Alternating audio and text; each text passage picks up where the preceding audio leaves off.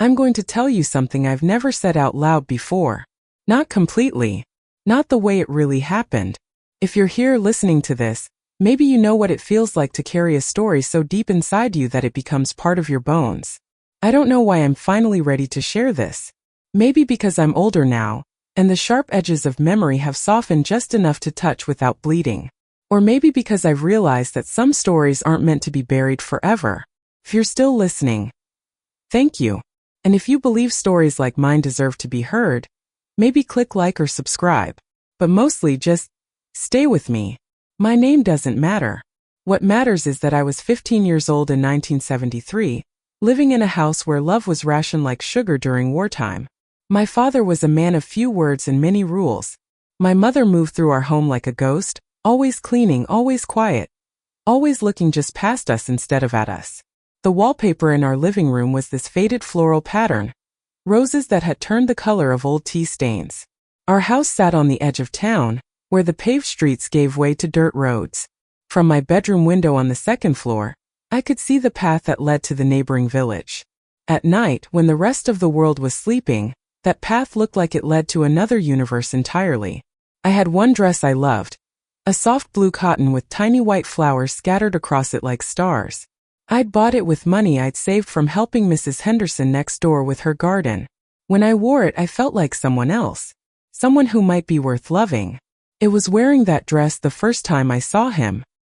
His name was David, and he was 17, with dark hair that fell across his forehead and hands that were always gentle. He worked at his uncle's auto repair shop in the village, and sometimes he'd come to our town to deliver parts. I'd see him walking down our street, and something inside me would wake up. The first time he spoke to me, I was sitting on our front porch, mending a tear in one of my father's work shirts.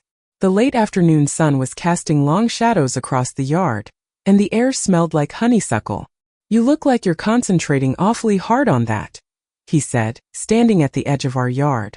I felt my cheeks burn. It's just a shirt. Must be an important shirt," he said, and his smile was so warm it made my chest ache. That's how it started. Small conversations. Him finding reasons to walk past our house. Me finding excuses to be outside when he might pass by. My parents never noticed. They were too busy with their own careful, colorless existence. The first time he asked me to meet him, my hands shook as I held his hastily written note. "Tonight after your parents sleep. The old oak tree by Miller's Pond." I'd never been out alone at night in my life. But at 11 o'clock, when the house was finally silent, I opened my window and looked down at the trellis my father had built for my mother's climbing roses. The roses were long dead now, but the wooden frame was still sturdy. I'd practiced this climb in my head a dozen times, but my legs were shaking. The night air was cool against my skin, and I could hear the distant sound of a train whistle, lonely and haunting. I wore my blue dress and felt like I was stepping out of my life and into a story. David was waiting by the oak tree, and when he saw me, his face lit up like Christmas morning. "You came," he said, and there was such wonder in his voice. "I almost didn't," I whispered. "I'm glad you did." He reached into his pocket and pulled out a small heart-shaped keychain, silver and worn smooth. "I found this at the shop today. It made me think of you." I took it, and it was still warm from his hand. "Why?" "Because you have the kindest heart I've ever seen. And because I think I'm falling in love with you." I wanted to say the words back, but I was 15 and afraid and had never heard those words spoken in my house. Instead, I reached up and touched his face, and he leaned into my palm like he'd been waiting his whole life for that gentle touch. We met like that for weeks. Every night, after the house grew quiet, I would climb out my window and run through the darkness to him. We'd sit by the pond and talk about everything. His dreams of opening his own garage someday, my secret hope of maybe going to college, the future we'd started to whisper about. He never pushed me for more than I was ready to give. When he kissed me, soft and careful under the star-filled sky, I understood for the first time what it meant to be cherished. I kept the keychain with me always, hidden in the pocket of my dress. It was my proof that someone in this world thought I was worth loving. But secrets have a way of growing heavy, and happiness has a way of making you careless. It was a Thursday night in October. David and I had been sitting by the pond for hours when I realized how late it had gotten.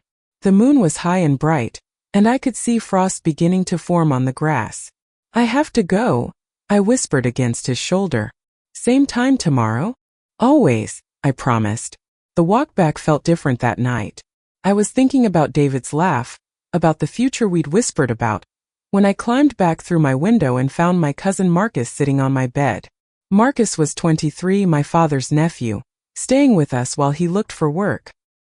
He was quiet during the day, polite to my parents, and something about him had always made my skin crawl. "Where've you been, little cousin?" he asked, and his voice was thick and strange. "I was just getting some air," I stammered. "For 3 hours? In your prettiest dress." I backed toward the window, but he was faster. His hand clamped down on my wrist.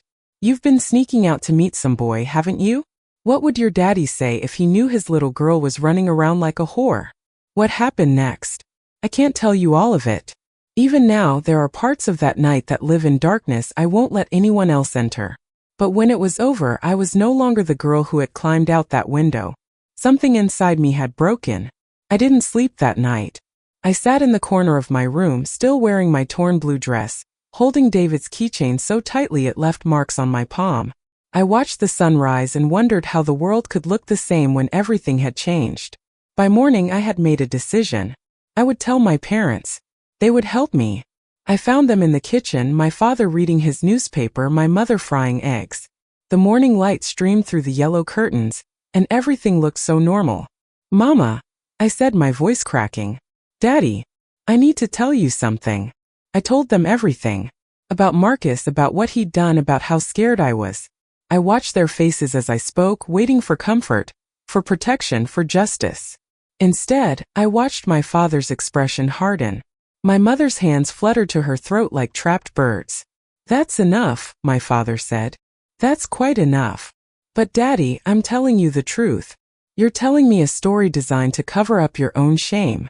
Did you think we wouldn't find out about your midnight adventures? Did you think we wouldn't notice you sneaking around like a common streetwalker? Marcus is a good boy from a good family," my mother said, her voice thin. "He would never. How dare you say such things about him?" I felt the world tilt. This wasn't how it was supposed to happen. "I'm telling you the truth," I whispered. "You've brought shame on this family," my father said. "I don't want to hear another word about this. Not ever." Marcus left that afternoon, claiming he'd found work. My parents hugged him goodbye. I watched from my window as he drove away, feeling relief and rage so intense it made me dizzy. For 2 weeks, I said nothing. I went to school, did my chores, smiled when I was supposed to, but I couldn't face David. I couldn't bear to see the love in his eyes when I felt so dirty and broken. Then I started getting sick in the mornings. At first, I told myself it was stress. But as the days passed and my monthly cycle didn't come, cold understanding settled in my chest. I was pregnant. The morning I couldn't hide it anymore. I was vomiting in the bathroom when my mother walked in. She took one look at me, and I saw terrible knowledge dawn in her eyes. "No," she whispered. "Please God, no." I just nodded, and watched my mother's face crumple. The conversation that followed was swift and brutal. My father's rage was cold, my mother's grief sharp and accusatory. They didn't ask who the father was, or how I was feeling. They asked only, "How could you do this to us?" "Pack your things," my father said finally. "You can't stay here." "Daddy, please. I have nowhere to go." "You should have thought of that before you spread your legs for the first boy who smiled at you." The words were like a knife. This was my father, who had once called me his little angel. "I'll give you $50 and a train ticket. After that, you're on your own." I packed my few belongings, my hands shaking. I put David's keychain in my pocket, along with the torn blue dress. I wanted to leave it behind, but somehow I couldn't. It was part of the story now. My mother drove me to the train station in silence. As I was getting out of the car, she finally spoke. I'm sorry it has to be this way." I wanted to tell her that it didn't have to be this way, that they could choose love over shame. But I was 15 and pregnant and alone. "Goodbye, Mama," I said. I never saw her again. If you're still listening, if you're still with me, I want you to know how much that means. There are parts of this story I've never told anyone completely, but somehow, Talking to you, it feels like maybe it's time. The train carried me 3 hours north to a town called Millbrook. I chose it because it was far enough from home but small enough that I might find work. I had $47 and a suitcase full of clothes that would soon be too small. Millbrook was the kind of place where Main Street had more empty storefronts than occupied ones. But it was also where people minded their own business, where a young woman with a wedding ring from the 5 and dime and a story about a husband who died in Vietnam could find work. I found both at May's Diner, a small restaurant that served coffee and pie to truck drivers and locals. May was a woman in her 60s with silver hair and eyes that seemed to see everything. She looked me up and down, taking in my obvious pregnancy. "You got experience waitressing?" she asked. "Zolma, elite. Where's home?" I named a town 2 states away. My husband died. I needed a fresh start. May nodded. "I can give you 20 hours a week. Room upstairs is $30 a month. It's not much, but it's clean." The room was tiny, but it was mine, and it was safe. I worked at May's for the next 6 months, my belly growing rounder as winter turned to spring. The other waitresses were kind to me, covering for me when morning sickness made me weak. And there was James. James was 32, a divorced father of 2 who worked construction, and came in for lunch most days. He was quiet and polite, with calloused hands and tired eyes and a way of looking at me that made me feel seen, not judged. "You look tired today," he said one afternoon in March, when I was about 7 months along. "I am tired," I admitted. "But I'm okay." "When's the baby due?" "Early May." He nodded. "You ready?" I almost laughed. Ready? I was 17, alone, with no family and no plan beyond survival. But something about James made me want to be honest. "I'm terrified," I said. He smiled gently. "I was terrified too when my first was born. Think most people are. Being scared doesn't mean you won't be a good mother. Sometimes it means you'll be a better one." My daughter was born on a rainy Tuesday in May. When they placed her in my arms, tiny and perfect, I felt something I hadn't felt since that night with David. Pure, uncomplicated love. I named her Sarah after my grandmother. The first few months were hard. I was exhausted and lonely, struggling to manage work and motherhood with no help. It was James who saved us. He started coming by more often, sometimes just for coffee, sometimes to sit with Sarah while I worked. He was good with her, patient and gentle. "You don't have to do this," I told him one afternoon. "I know," he said, adjusting Sarah's blanket. "I want to." "Why?" "Because everyone deserves help sometimes. And because I think you're pretty amazing." We became friends first, then something more. It was slow and careful, built on shared responsibilities and mutual respect. He introduced me to his children, Michael, 8, and Emma, 5. They were shy at first but gradually warmed up to us. We moved in together when Sarah was 18 months old, into a small house with a fenced backyard. It wasn't much, but it was ours, and for the first time since leaving home, I felt like I belonged somewhere. James never asked about Sarah's father. He just accepted us, loved us, became the father she needed and the partner I'd never thought I'd have. We were happy. Sarah called him Daddy, and he called her his girl. Michael and Emma became her protective older siblings. At night, James and I would sit on the porch and talk about everything and nothing. I never told him about David, about the window I used to climb out of, about the pond where I learned what love felt like. I never told him about Marcus, about the violence that had shaped me. Some stories were too private to share even with him.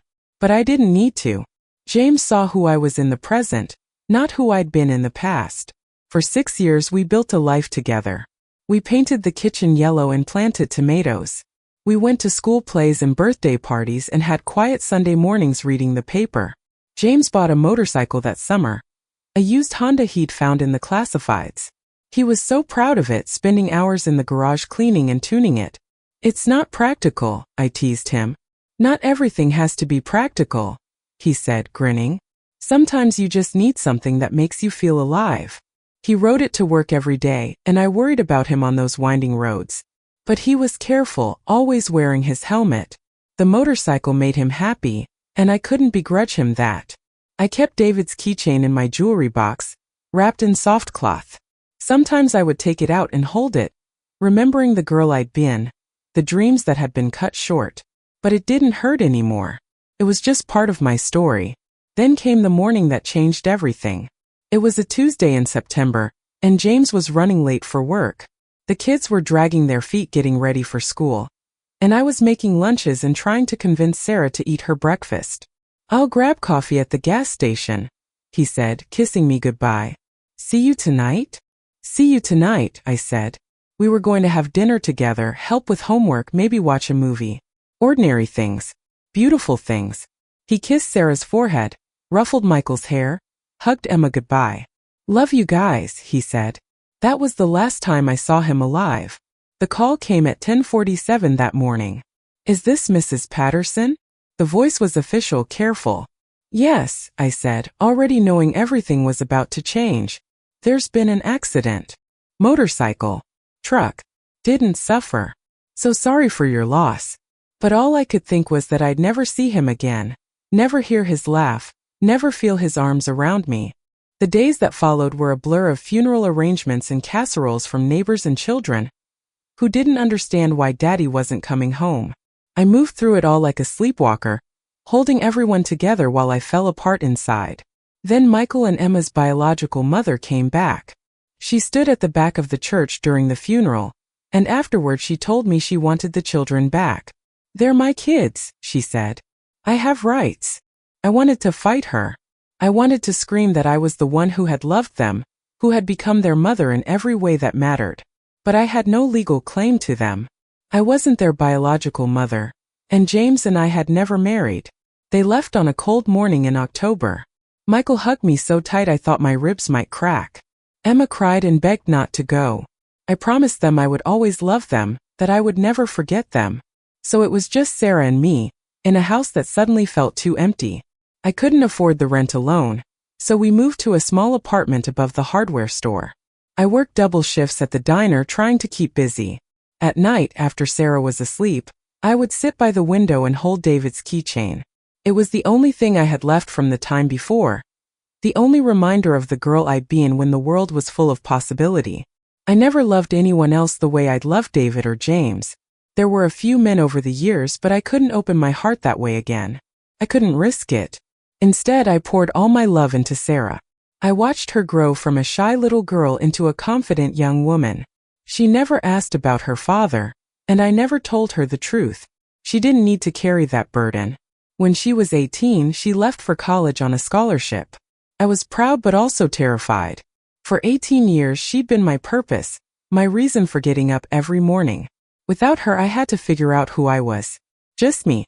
A woman in her 40s alone, serving coffee to strangers and wondering what came next. I kept working at Maze until I retired at 65. I dated a few men, made some friends, found small pleasures in gardening and reading.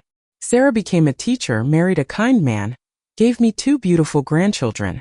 But I never stopped carrying David's keychain. It moved with me through different apartments, lived in jewelry boxes and desk drawers. Sometimes I'd go months without thinking about it, then I'd come across it and be 17 again, climbing out a window to meet the boy who loved me. I'm 72 now, and I live in a senior community where the people are kind. Sarah visits when she can, and my grandchildren call me Nana and send me drawings that I keep on my refrigerator. I've lived a good life, all things considered. Not the life I dreamed of when I was 15, but a life nonetheless. I've known love and loss, the kind of deep contentment that comes from raising a child who turned out to be a good person. Last week, I was going through old papers when I found David's keychain at the bottom of a shoebox. I held it in my palm, this small silver heart that had traveled with me through marriages and moves, through heartbreak and healing. I thought about throwing it away, about finally letting go of this connection to the girl I'd been. But instead, I found myself driving to a place I hadn't been in 50 years. Miller's Pond. The oak tree was bigger now, but unmistakably the same.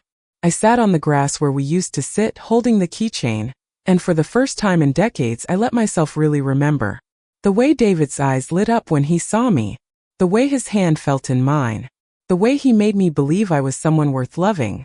I thought about the girl I'd been then, so eager to be loved, so willing to risk everything for tenderness. I thought about the woman I'd become, shaped by trauma and loss but also by love and resilience. Sitting there by that pond, I realized something I'd never understood before. I didn't need to choose between the girl I'd been and the woman I'd become. They were both me. They were both part of the story. The sun was setting, and I could almost see them, the 17-year-old girl in her blue dress and the boy who'd loved her completely. They were there in the twilight, eternal and young and full of hope. I walked to the edge of the pond. The water was still and dark, reflecting the last light of day. I held the keychain up, watching it catch the fading sunlight, and I thought about letting it go. But I didn't. I couldn't. Because this keychain wasn't just about the past. It was about survival. It was about the girl who had loved and been loved, who had been broken and found the strength to rebuild herself. I put the keychain back in my pocket and spoke to the evening air. Thank you for showing me what love could feel like. Thank you for the courage to climb out that window. Thank you for being the beginning of my story, not the end. And maybe it was my imagination, but I felt something shift, something like forgiveness, something like peace. Tonight, I'll put the keychain back in my jewelry box, wrapped in soft cloth. But now it means something different. It's not just a reminder of what I lost. It's a reminder of what I found. The strength to survive, the courage to love again, the grace to forgive myself. I'm 72 years old and I'm still here. I'm still standing. I'm still capable of love and wonder, and the kind of deep gratitude that comes from having lived through darkness and found light on the other side. If you're still listening, if you've stayed with me through this whole story, then you know something about me that very few people know. You know about the girl who climbed out windows for love, about the woman who survived, about the mother who raised a daughter to be stronger than she ever was. Maybe you recognize something in my story. Maybe you have your own window you climbed out of, your own pain that made you stronger. Maybe you have your own small silver heart that you carry with you. If you do, I want you to know that you're not alone. That your story matters. That the person you became because of what you survived is beautiful and worthy and strong. Because here's what I've learned.